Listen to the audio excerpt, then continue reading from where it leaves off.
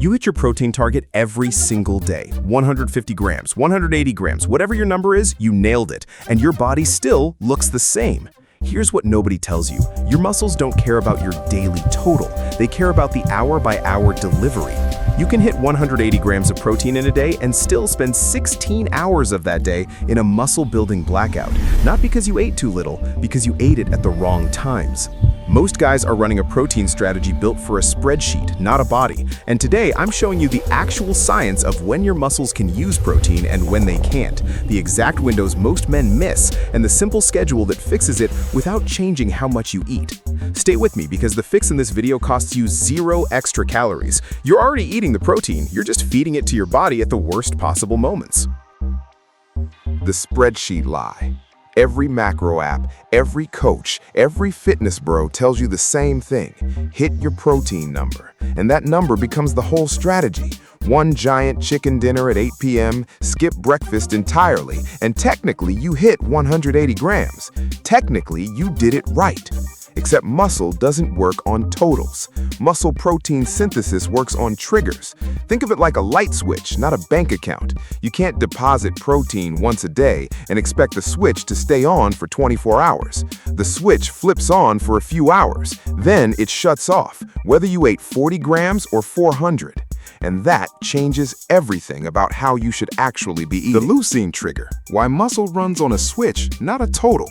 Here's the mechanism. Inside every protein source is an amino acid called leucine. Leucine is the key that turns the ignition on muscle protein synthesis, the biological process that actually builds and repairs tissue. You need roughly 2.5 to 3 grams of leucine to fully turn that key. That's about 25 to 40 grams of quality protein, depending on the source.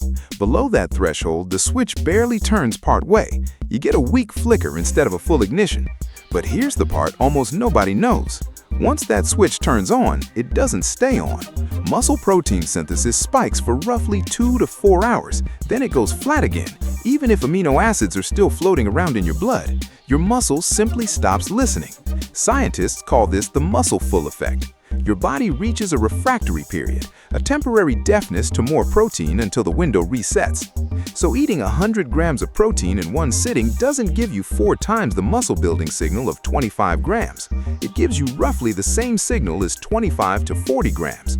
The rest gets used for fuel or stored, not muscle. That one giant dinner you're proud of? The switch flips once, then sits there flat for the next 18 hours while your body is fully capable of flipping it 3 or 4 more times if you just spread the delivery out. So the switch resets every few hours. That's the first piece. But there's a second window most men completely waste, and it's not after your workout like you think. It's while you're asleep. The overnight blackout.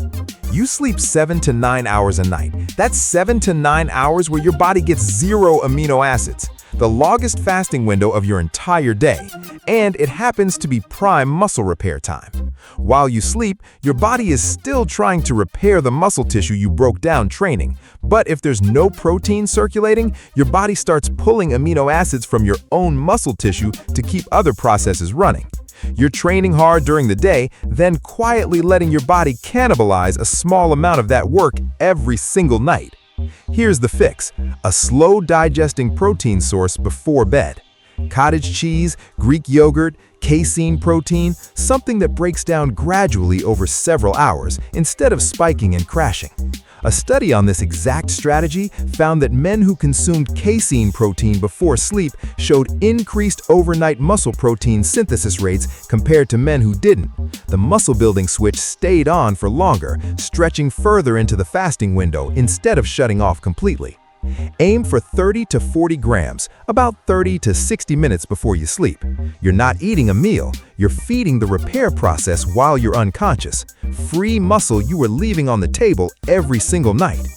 The overnight window is the biggest blind spot, but there's a myth about the next window that's been repeated so many times most guys think it's gospel, and it's actually only half true.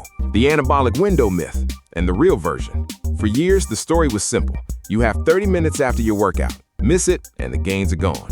Guys were literally chugging shakes from the locker room in a full panic like the window was slamming shut behind them. Here's the honest science. That 30-minute panic window isn't real. If you ate a solid protein-containing meal 2 to 3 hours before you trained, you're still digesting and absorbing that protein during and after your workout. The window's closer to several hours wide, not 30. But don't swing too far the other direction either.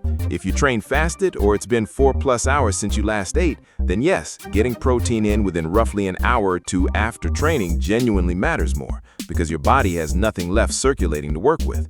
The real rule, the window isn't a stopwatch, it's a question. How long since your last protein dose? Train close to a meal, relax about timing. Train fasted, close that gap fast. Switch resets every few hours. Overnight blackout fixed. Anabolic window debunked. Now here's how all 3 of these pieces actually fit together into one simple schedule you can run every single day. The actual protocol. Forget the giant dinner strategy. Here's how to actually schedule the protein you're already eating.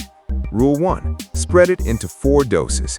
3 to 4 meals spaced 3 to 5 hours apart, each one hitting 25 to 40 grams of protein. That's 4 separate chances to flip the muscle-building switch instead of 1. Rule 2. Anchor breakfast. You just came out of your longest fast of the day, overnight. Your first meal should hit that 25 to 40 gram threshold immediately. Eggs, Greek yogurt, a protein shake. Don't wait until lunch to turn the switch on for the first time. Rule 3.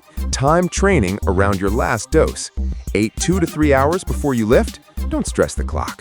Train fasted or it's been a long gap? Get 25 to 40 grams in within about an hour or two afterward. Rule 4. Close the overnight gap. 30 to 40 grams of a slow-digesting protein, 30 to 60 minutes before bed. Cottage cheese, casein, Greek yogurt. This is the single most skipped rule and probably the most valuable one. 4 doses a day, spaced properly, is how you turn the muscle-building switch on 4 separate times instead of 1. Same total protein, completely different result. That's the protocol. Simple on paper, but there are 3 mistakes that quietly wreck this, even for guys who think they're already doing it right. Mistake 1. The protein cameo breakfast. Cereal, toast, a banana, a granola bar. These have a trace of protein riding along for the ride, not enough to clear the 25-gram threshold, which means your first several hours awake, the switch never fully turns on. You wasted your first opportunity of the day before you even left the house. Mistake 2. The one-meal dump. Eating one enormous protein load at dinner feels efficient, looks great on a tracking app, but you already know the mechanism now. One switch flip, 3 to 4 hours of signal, then flat for the other 20 hours of your day. You're not under-eating protein, you're under-distributing it. Mistake 3. Skipping the pre-sleep dose. This is the one almost nobody does, which is exactly why it matters. You can nail every meal all day and still leave your longest fasting window completely unprotected. A slow protein before bed is not an option if you actually care about holding on to and building muscle. It's the cheapest fix in this entire video. Your muscles don't run on a daily total, they run on a switch. The switch needs 25 to 40 grams of protein to fully turn on. It stays on for 2 to 4 hours, then goes quiet. It can only be flipped again a few hours later. Spread your protein across 3 to 4 meals. Anchor breakfast with a real dose. Time training around your last meal, not a mythical 30-minute clock. And close the overnight gap with slow protein before bed. Same total grams, completely different result. Stop feeding your body once and hoping. Start flipping the switch on purpose. If you've been eating one giant protein dinner and wondering why nothing's changing, drop a comment and tell me what your current meal schedule looks like. I'll tell you honestly where the gap is. If you want the exact meal-by-meal protein breakdown I referenced in the Protein First video, watch that one next. It's the companion piece. Subscribe if you want fitness content that respects your intelligence, and send this to the guy who still eats his entire protein target in one sitting at 9 p.m. I'll see you in the next one.